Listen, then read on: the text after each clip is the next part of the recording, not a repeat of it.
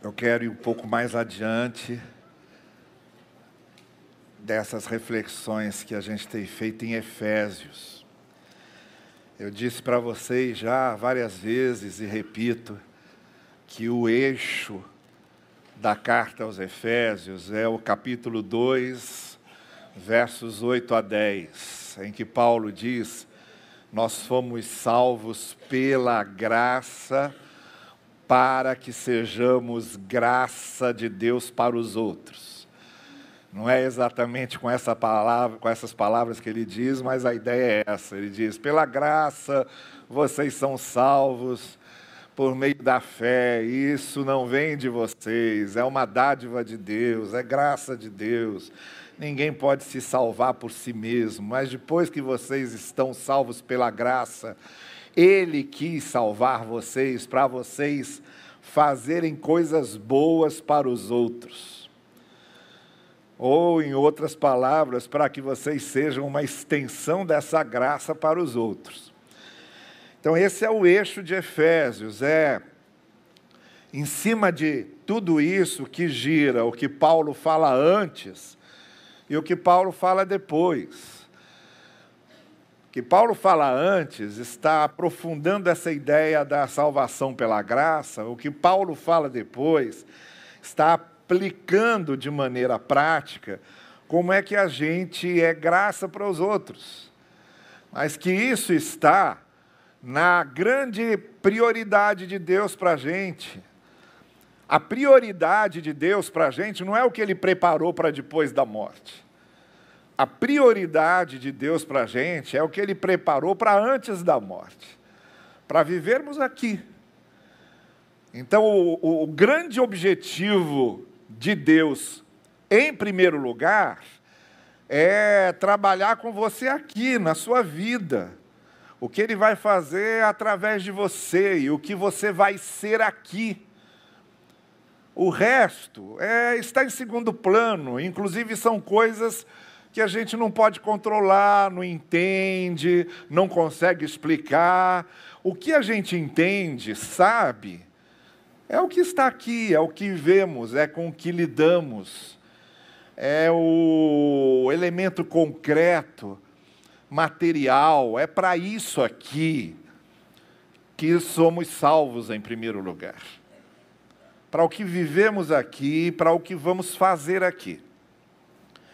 Então, nós já seguimos algumas aplicações de Paulo a respeito disso, e eu quero hoje entrar no capítulo 4, que é o capítulo em que Paulo agora vai, de maneira mais direta, descrever como a igreja, como a comunidade de fé, deve viver essa salvação pela graça, deve exercer essa salvação pela graça.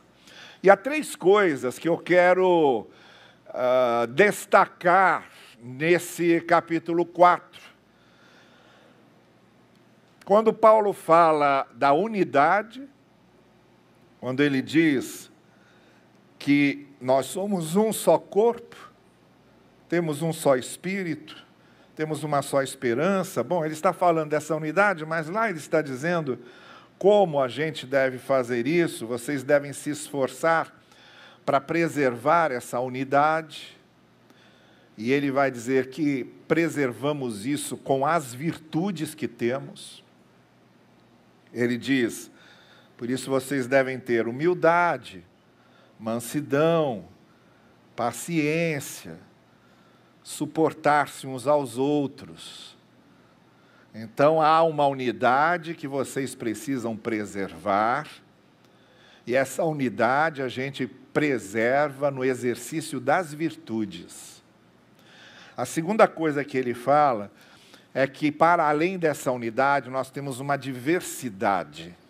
Ele diz no verso 7, foi dada a cada um de vós uma graça, um carisma, um dom, para que você exercesse essa graça que foi dada a você, esse dom que foi dado a você, no serviço. Então ele vai dizer, uns são apóstolos, outros são profetas, outros são evangelistas, outros são pastores e mestres, para equiparem os santos. Então ele fala de uma unidade que é preservada por nós, através das nossas virtudes. Ele fala de uma diversidade de visões, de talentos, de carismas, mas que tem que estar a serviço do corpo, a serviço da igreja, a serviço da comunidade. Quer dizer, o meu dom, o meu carisma tem que estar a serviço de todos, senão perde a razão de ser. E em terceiro e último lugar, ele fala de uma maturidade que devemos ter para não sermos mais como crianças, no sentido de que ventos não nos levem para lá e para cá, isto é, uma maturidade que nos dê uma certa estabilidade, um certo equilíbrio.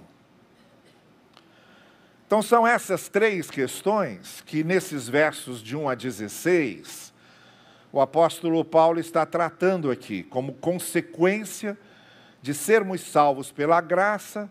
Fomos salvos pela graça para fazer o bem.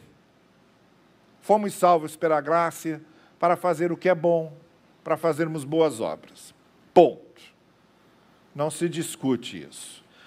E a maneira como a gente aplica isso, Paulo se refere pelo menos a essas três áreas muito importantes do nosso convívio cristão, porque a experiência da fé cristã, ela não é individual apenas, ela também é comunitária. Nós não mantemos a nossa fé sozinhos, nós mantemos a nossa fé uns com os outros. Nós não temos uma identidade solitária, a nossa identidade se dissolve na identidade da comunidade. Eu não sou sozinho uma igreja, eu sou uma igreja junto com você. Sozinho eu não sou nada. Sozinho eu não sou comunidade de fé. Sozinho eu não sou corpo de Cristo. Eu não sou nada. Eu sou com mais 2 ou 3, como diz Jesus Cristo, onde estiverem 2 ou 3, estou eu lá com eles, agindo. É com vocês. E é nessa participação coletiva que nós recebemos uma identidade coletiva e comunitária, que faz com que sejamos um corpo. Então, a área em que agora o fato de termos sido salvos pela graça deve ser aplicada de maneira consistente, concreta e objetiva, é justamente nesse convívio. Por isso que ele vai dedicar um trecho da sua carta falando sobre esse corpo de Cristo que nós somos e como a nossa identidade se constrói no convívio do corpo e na consciência da comunidade. E aí ele fala dessas três áreas, é sobre elas que eu quero fazer aqui algumas reflexões com vocês, então. A primeira é o apelo que Paulo faz para que nós preservemos a unidade com nossas virtudes. É nossa responsabilidade. Olha, gente, o Espírito Santo habita em nós e Paulo diz, ele já promoveu essa unidade, agora é a nós que preservamos. Ele passa essa bola para a gente, ele diz, olha, o que eu podia fazer eu já fiz. Eu já salvei vocês, vocês já conhecem a graça, vocês já estão redimidos, e eu dei o meu Espírito para habitar em vocês. Está feito. Agora a bola é com vocês. Vocês é que fazem. Então, uma igreja vai aprofundar a sua unidade, uma igreja vai aprimorar a sua unidade, se nós soubermos preservá-la. Ou uma igreja vai se dissolver, uma igreja vai se dividir, uma igreja vai se fracionar, se nós não soubermos. Não tem nada a ver com o diabo.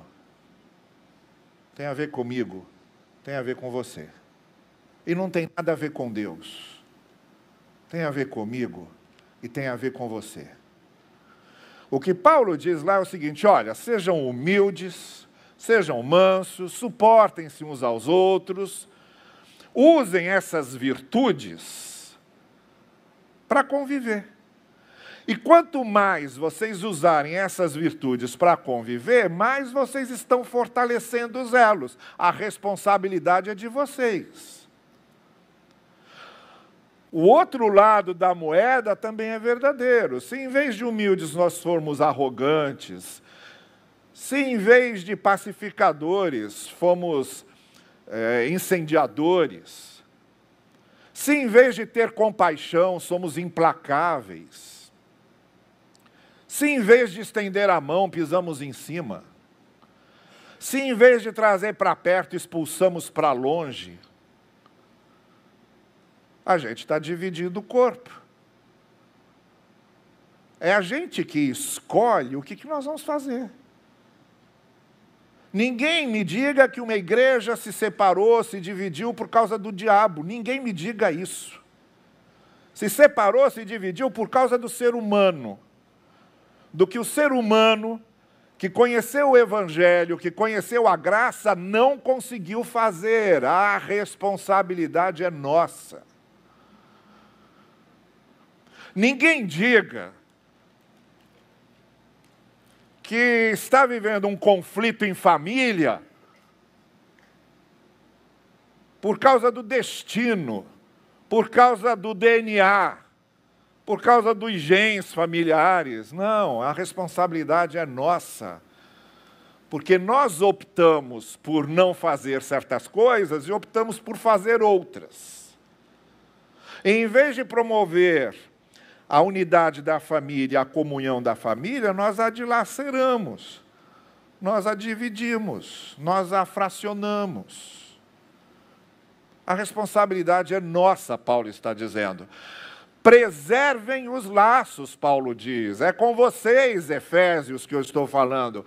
Preservem os laços. E como é que a gente preserva laços de convívio com o corpo de Cristo, com as pessoas? Através dessas virtudes. Essas virtudes que nós assumimos, que nós vivemos, que nós colocamos em prática, que nós exercitamos, porque não as temos de modo completo e nem as temos de modo perfeito, essas virtudes são coisas para serem exercitadas e aprofundadas em nós. Quanto mais nós exercitamos e aprofundamos essas virtudes, mais a gente estabelece os laços de paz, mais unidade a gente tem, mais a comunidade desfruta do ambiente bom. O ambiente bom que podemos desfrutar quando essas virtudes são usadas.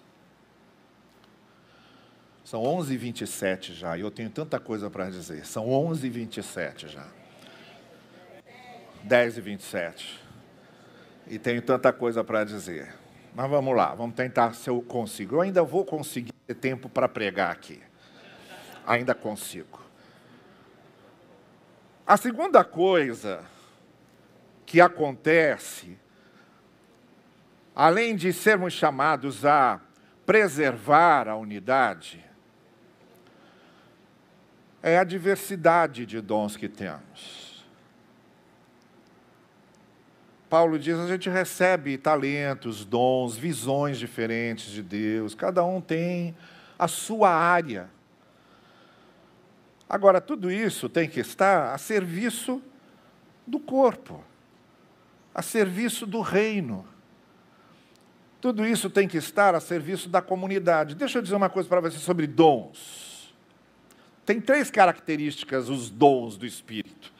Os dons que recebemos, os talentos que temos, as capacitações que nos são dadas. Primeiro, são dados. Então, ninguém pode se envaidecer com os dons que tem. Você é bom em conduzir, gerenciar, liderar? Foi dado. Foi dado.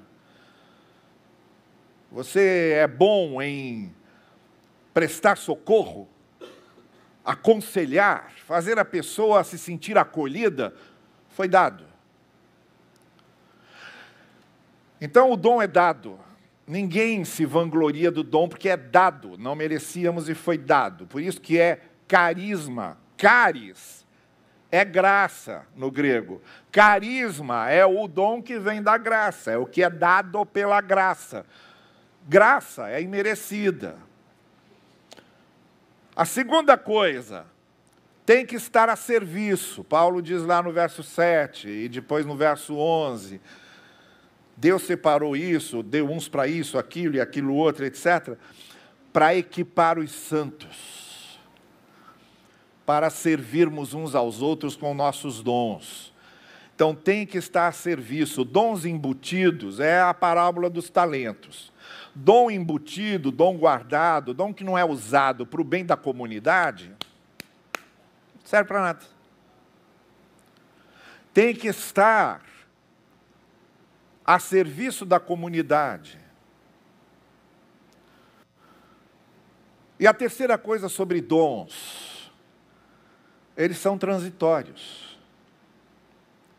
Deus é que distribui esses dons de acordo com o que a igreja precisa. Em momentos da igreja, a igreja pode ter certos dons e pode não ter outros. Deus é que distribui isso. Ele distribui esses dons, essas capacitações, de acordo com o momento que a igreja está vivendo, para ser uma resposta para aquele momento. Então, aquela lista de dons que você tem, era a lista de dons que Paulo conseguiu identificar. Em Roma, que é a lista de Romanos, em Éfeso, que é a lista de Efésios, e ainda você tem uma lista da primeira carta de Pedro, que Pedro identificava ali nas igrejas da Ásia Menor. Mas não significa que Deus precise usar aquilo sempre e toda vez, não.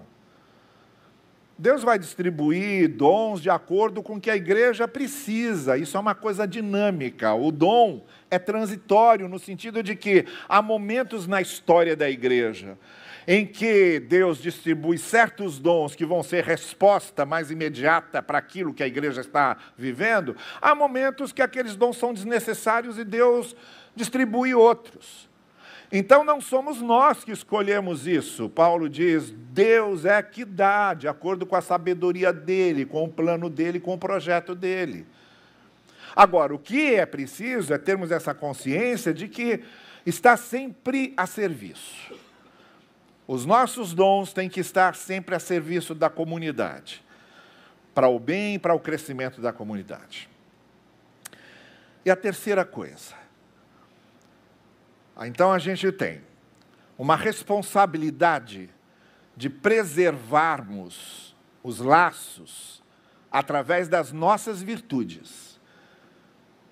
Quanto mais virtuoso você for e quanto mais colocar essas virtudes em prática, mais está preservando a unidade.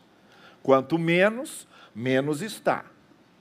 Se você, por exemplo, prefere ser um maledicente, digamos, dá prazer a você falar mal dos outros, dá prazer a você passar informações a respeito das pessoas que você não sabe se é verdade ou não, dá prazer a você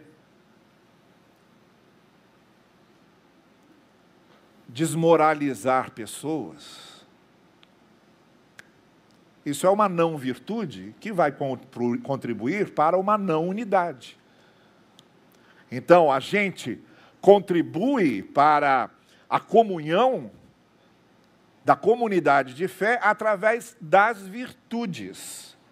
São as virtudes que contribuem para os laços serem preservados. E volto a dizer, é responsabilidade nossa. Não culpe o diabo. Como diz Tiago, o diabo, ele só mostra a oportunidade. É o que está dentro de você que é o problema. O diabo só mostra a plaquinha, siga por aqui. Se o que está dentro de você quer seguir por ali, você vai. Se o que está dentro de você não quer seguir por ali, você não vai. Não foi o diabo que fez, foi você que fez. É o seu interior, é o seu coração, é a sua mente ruim. Não tem nada a ver com o diabo. O diabo só mostra, aqui mente ruim, quer por aqui? Aqui coração duro, quer por aqui? Ele só aponta. Você só vai se por dentro a coisa é ruim, se não houver virtudes. Então depois não adianta querer culpar o diabo. Foi o diabo que me arrastou nada. O diabo só mostrou que aí, quem se arrastou para lá e quem chafurdou na lama foi você.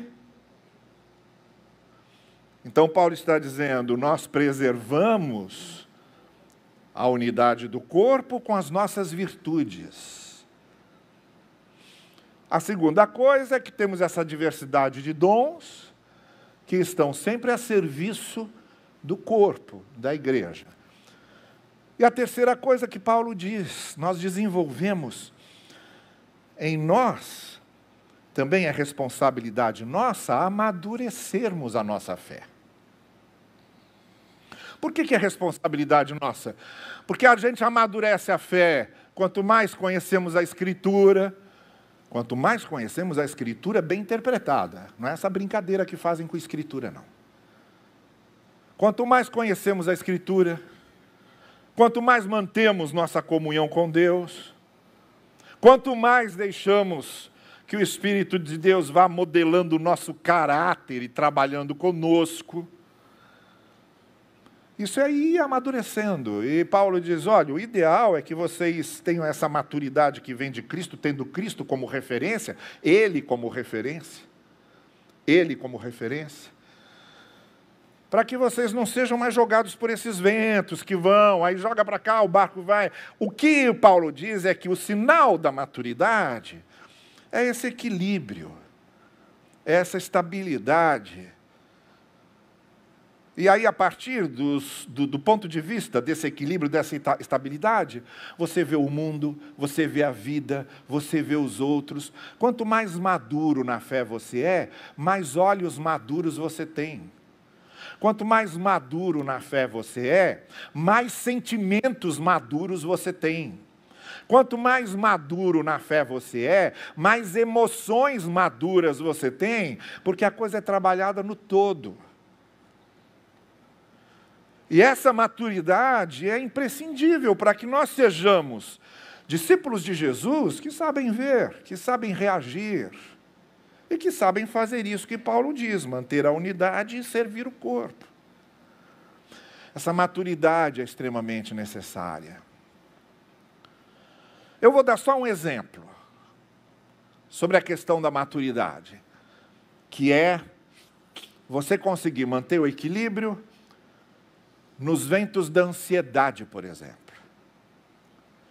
A gente vive momentos de ansiedade hoje, porque tem um temor com referência a uma série de coisas, temor do futuro, temor da insegurança, uma série de fatores que fazem com que nós sejamos inseguros e fiquemos excessivamente preocupados com o amanhã, não consigamos dormir, tenhamos aquela ansiedade que tira a nossa paz, nosso sono. E essa maturidade de fé, essa maneira mais madura de olhar as coisas, ela produz em nós, inclusive, essa maturidade, esse equilíbrio, para lidarmos com os intempéries, com as mazelas e com os desequilíbrios da vida. Porque se tem uma coisa que é cheia de intempéries, mazelas e desequilíbrios, é a vida. Agora, a vida já é esse barco que os ventos ficam jogando para lá e para cá. Se você dentro desse barco não tiver maturidade, se não tiver equilíbrio, você é jogado junto. Então aí, você pode ouvir Jesus Cristo dizer lá, não sejam ansiosos. Deus cuida dos pássaros. Alimenta os pássaros, Deus veste os lírios. Deus cuida de vocês. Não sejam ansiosos com o dia de amanhã. Basta cada dia seu mal. Você pode ouvir isso da boca de Jesus, ou pode acontecer com você, por exemplo, o que aconteceu comigo. Num momento de extrema ansiedade que eu vivi na vida, e que um pouco antes de dormir, aquilo estava fervilhando na minha cabeça, e eu saí doido, atrás de um texto na Bíblia que me confortasse. E encontrei justamente esse texto de Jesus dizendo: basta cada dia o seu mal.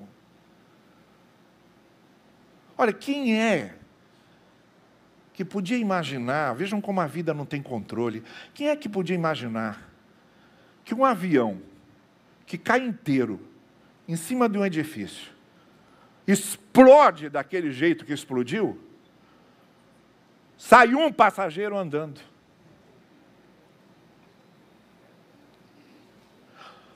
Quem controla isso?